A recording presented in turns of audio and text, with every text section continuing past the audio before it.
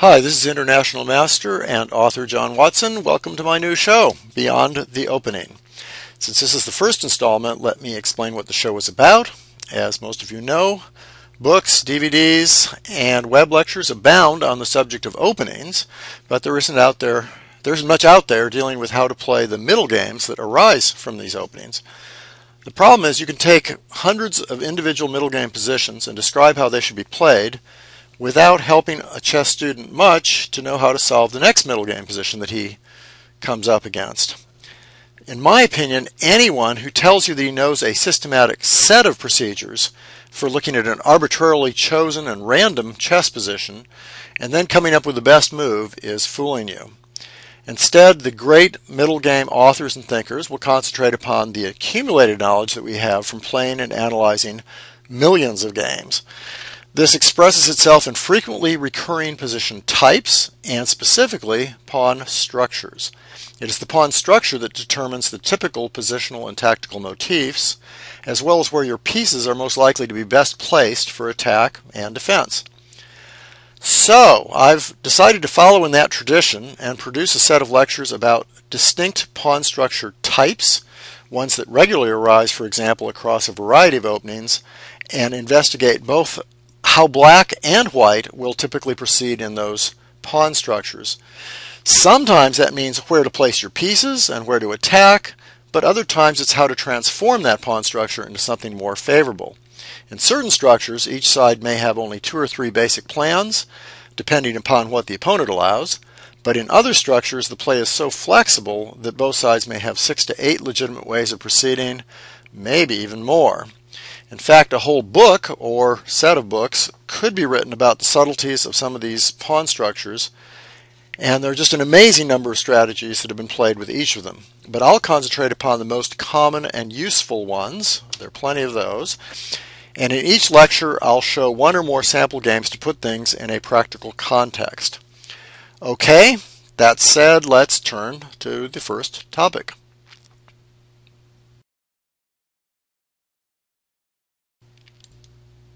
Okay, in the first few lectures, I'm going to begin with the pawn chain, a very fundamental type of structure. A pawn chain is simply a set of pawns on a diagonal such that each pawn supports the one in front of it. When we're speaking of pawn chains in practice, however, we usually mean interlocking sets of pawns, such that each side has a pawn chain, and at least some of the pawns directly face each other. The most famous example in the textbooks comes from the advanced variation of the French defense. Let me show you that. Just for a starter, a lot of you will be familiar with this one. Okay, so there we go. The pawns on d4 and e5 are a pawn chain, and so are d5 and e6. These are the most important parts of the pawn chain, even which will get extended to f7 in the case of black, because they're the center pawns, and the center is ultimately the most important sector of the board in all of chess, and certainly in the middle game. Notice that white commands more space. This means that he cramps black's pieces. See how his knight can't go to f6 and his bishop can't go to d6. Furthermore, black's bishop on c8 is stuck behind its own pawns and has a hard time getting into play. So you see this knight stuck. Basically, black's pieces are very stuck. So white obviously has an advantage. What does that mean? Basically, all other things being equal, the side with the more advanced pawn chain does have an advantage, and the longer it remains intact, the better that side's chances become. We'll see examples of that. So, because of this, black would like to destroy white's pawn chain, and let's extend that a bit. There. And he often will play c5 and f6 to do that, and you'll find this is true in the other kinds of pawn chains we'll be talking to. They're attacking the base of the pawn chain and the head of the pawn chain. Let's just make one more move here for each side. There we go. Now notice this is the main line of the advanced variation. Notice that when he plays f6, black plays f6, white can't simply defend, for example there, the pawn here with another pawn by playing f4. So he may be forced to play e takes f6 at some point, which is fine and just creates a new set of problems for both sides. So, but the point is he can't play f4 there. You'll see why that's relevant in a second. It's also important to see that black can extend his own pawn chain that way. He therefore gains space. He stops this move, for example, cramps white a little bit, just as white's extended pawn chain cramped black. And perhaps he's planning later on to play b5, b4, that kind of thing, to attack the pawn chain, to attack white's pawn chain. So that's a key question in pawn chain positions. Do I keep direct pressure on the enemy pawns that make up the chain, or do I put my own chain to work? So let's turn to another example. Okay, this time the pawns are aiming the other direction. This example comes from a Peart's defense. There's white's pawn chain. Presumably later it could get longer, like this. There's black's pawn chain. So they're aiming the opposite direction that they were in the French defense example. Again, white has more space. He's more advanced, and black's pieces lack maneuvering room. As in the French example, black would like to divert or destroy white's pawns. He might want to do so with the move f6 or the move c6. So let me go back there a second. Notice that if and when black does achieve c6, which he can't do immediately, maybe he'll play a move like knight e8 trying to create, well, first of all, white has to move, so maybe white just makes a move to support his own pawn chain. Black might make a move like this, and the freeing moves we were talking about are f5 and c6. Notice if black ever does play c6, white can't play c4 to defend it because his knight's in the way. So once again, he may eventually be forced to play d takes c6, just like the French example, and you'll see why I'm mentioning that right now. So let's again transition to another game. Now before we look at that kind of pawn chain, the one that couldn't be supported by the bishop pawn, either by f4 or c4, I'm going to devote a couple of lectures to the more critical case in which the forward pawn in the chain is reinforced. It's therefore harder to break down. Let me start with a game to illustrate this. In front of you is Smyslov Chocolatya from Sochi 1963. A nice old game. I'm not going to use heavily theoretical games because I want to talk about ideas in these pawn structures and not divert you with current theory. So let me make the first moves. Okay, you'll all recognize this as a King's Indian. And here we go. Okay. Maybe one more move there. Okay. Okay, there's the pawn chain that I'm interested in. Here, here, here. And again we have the e4, d5, but the head of the pawn this time is reinforced by c4, and that's what we're going to be concentrating, also with e5, f4, d4 in the French defense kind of pawn structure. Offhand, you might now think that if black plays the move c6, and he does manage to take, he hasn't really achieved much because white has a pawn that can replace that pawn, and there's something to that, but that turns out not to really be the story. So let's just look at the game for a second. Smyslov continues with that move. This is back in 1963. Very few people were playing this. Didn't really catch on until 30 years later or so. And we'll make another move here. This is not a highly theoretical move. It's a little passive. It's not what they do in modern times, but that's okay. We're just looking at the game. Okay, there we go. White, there's the idea. White attacks the pawn chain at its central support point on d6. So let's just continue for a second. So that's attacking the base, the central base of the pawn chain. Black plays a move. White actually prepares to perhaps defend his pawn chain. Maybe not. He's also preparing to go up there and put more pressure on the center. You'll see that's what he does. Black attacks the white's pawn chain. And white makes that move I just talked about, which puts extra pressure on that point. He wants to break down that point, and then he'll be able to attack that point, which the knight also covers, which is handy. So let's keep going here. Now this is a sort of an interesting point. Black could try to break up white's pawn chain, something like that. and then maybe attack the knight. Come back up. White might play here because the idea would be here to attack that weak base of the pawn chain. And just for example, something like this. Here, black defends. Black has a little bit of pressure on the d pawn. So maybe it's about equal. Maybe white's a little bit better, but nothing special.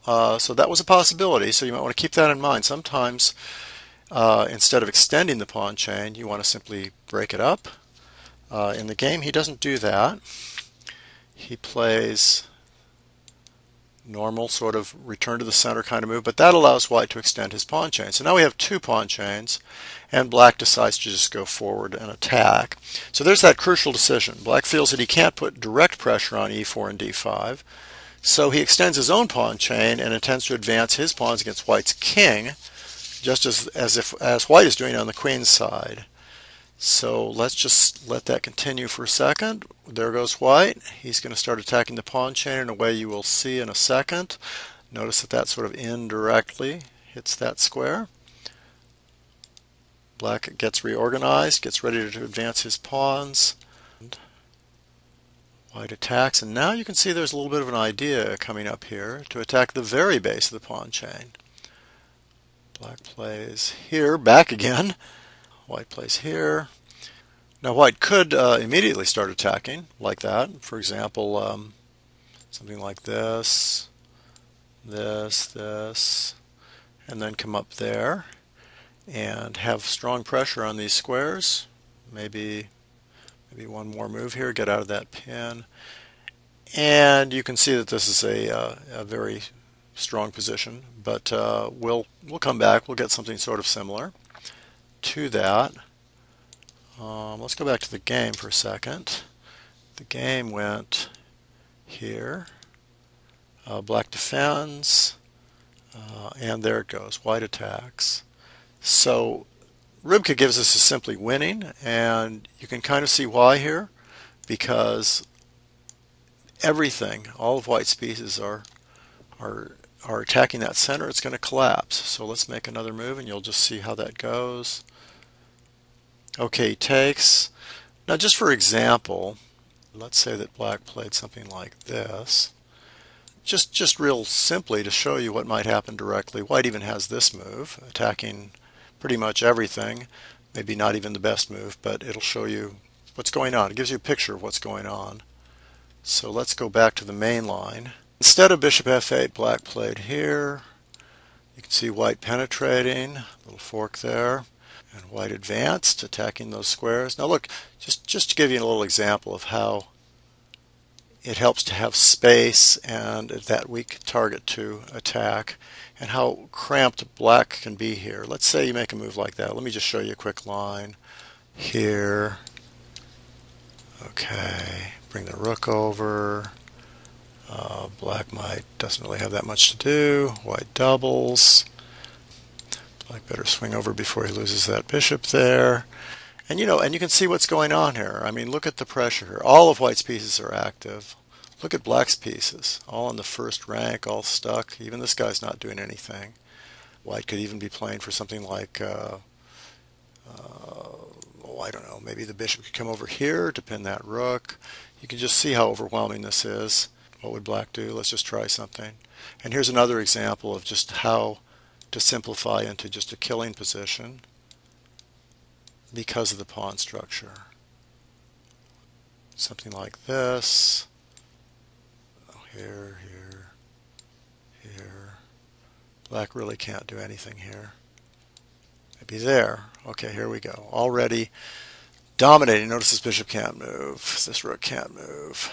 This knight can't move. And the other knight doesn't really have anywhere good to go. So maybe it tries to come back. And white simply wins the e-pawn, because if the rook comes here, white forks. And once you win the e-pawn, so you have these two passed pawns. And it just shows that even in a simplified position, this kind of pawn structure and this kind of strategy will just almost always win the game. So let's go back then, and once again, let's go back to the game itself. So instead of knight a4, white played knight b5 here. Black defended that d6 square. Now white's attacking that bishop twice, so it has to escape. And it takes that because of a concrete idea here, which is to win that outpost on c6. Doesn't win material quite yet, but you can see how powerful this is. That piece is tremendous. Look how weak that piece is, how weak that piece is. White's bishops have tremendous scope, and in fact he plays a little trick here. Not really necessary, but the idea is that if rook takes a1, bishop b6, rook d1, white has a totally winning two bishop endgame. And in fact, look anyway. Look at the scope of these pieces. So white is dominating the queen side here. Just make a few more moves here. Oh, attacking the rook. Now he doubles with the queen behind the rook, which is always a nice way to do it. Not necessary, but a good way to penetrate. And you can see here, this is a variation, by the way. This is not the game itself. I just wanted to show the game itself ended a few moves ago, but I wanted to show you this kind of domination because it was more relevant. And here, attacking the queen. And here, and that would really be it, because now you're threatening this and this, both winning the queen, and I don't think black has a single move left. So you can see how the attack on the pawn chain got converted into a domination of the queen side squares. So what's the moral of the story? This game, black's pawn chain remained intact, but white's space advantage on the queen side allowed his pieces to dominate the play there, and he was able to exchange off black's good bishop and use his own active bishop pair and his pieces to advantage. Now, of course, this pawn structure we're talking about, the reinforced pawn chain, comes up a lot after knight f3 on the first move, c4 on the first move, d4 on the first move, and just countless variations. This game was a king's gambit, just to show you that even later on in the game, the pawn chain ideas are the same, and white understands them perfectly well here. Plays this move, starts attacking the pawn chain. Black doesn't have that much to do. He starts reorganizing, and there we go again. We've seen this before. It's as if it was a d-pawn game. King's gambit of all things. Black sort of defends. White plays that move. He could also just play b5 immediately, which would be pretty much decisive right away. Black keeps advancing, because maybe he should try a6 or something. And now black can resign. Take a look at this for a second to see why. It's just all over. b6 is threatened. Black can't really stop it, and the pawn chain is collapsing. And if the pawn chain is collapsing, it's really finished. Here's how the game went. I don't know if he could just play b6 immediately. He plays it now, and there's no defense. Everything's falling apart. He tries this, but then he loses material. And white went on to win. Here's one last game. It's a Ruy Lopez, not a d4 pawn opening at all. So where's the pawn chain? Well, you'll see in a second. Sort of a traditional Ruy Lopez structure for black. Making sort of normal moves here. White expands in the center. Okay, now that transformation comes. See these guys here? And these guys here. This comes up in several Ruy Lopez lines. I used to use this against the Steinitz variation of the Ruy Lopez, actually. Let's just continue here. It's a little pawn transformation. Okay, black attacks the pawn chain. So now we're back in sort of familiar territory. And white extends his pawn chain and reinforces the head of the pawn chain. So white has more space. He has the better bishop, right? Because you look at the center pawns when you assess a bishop, and if it's being blocked off, that's not good. But in view of this, black could have played, for example, just bishop here. That would have been a good move. Get rid of that bishop. That would have been a good move. And he's probably doing okay. He also could have attacked the center. And we'll be talking about that. Attacking the head of the pawn chain, even though it looks well protected. Just putting enough pressure on d5 so that white can't advance to c5 without losing his d5 pawn. That's the beginning. But instead, black took the pressure off and played for that pawn chain attack again. He switched to a race with white's pawns. But first, he is behind on time here, and more importantly, his attack can't work without a light-squared bishop, and you'll see how that works. Okay, so white is advancing. He's beginning to undermine the pawn chain. And we've seen this before, that knight c4 move. So Ruy Lopez begins to look like a King's Indian. Same idea, he's going to bring that bishop to a3. And look at that, indirect attack there. He's attacking that square, and maybe he's thinking about doing that, as we've seen before. Nice little technique. Now white's coming right up to the idea of b6. There he goes. And now it's interesting here that black could, for example, play the move g3, and trying to open up lines there, and h3. And now normally in the King's Indian defense, this move can be very powerful because black can sacrifice on that square. Whoops, there's no light squared bishop. So you see this is completely hopeless. The attack is absolutely finished if he did try to play g3. And that really means he doesn't really have a plan. So he simply shores up that point, the key point, and white just keeps advancing with his normal attack. White's game is already decisive because black's pawn structure is collapsing. Rybka, who's usually a great defender of all positions, already has white at +2, meaning the equivalent of 2 pawns ahead.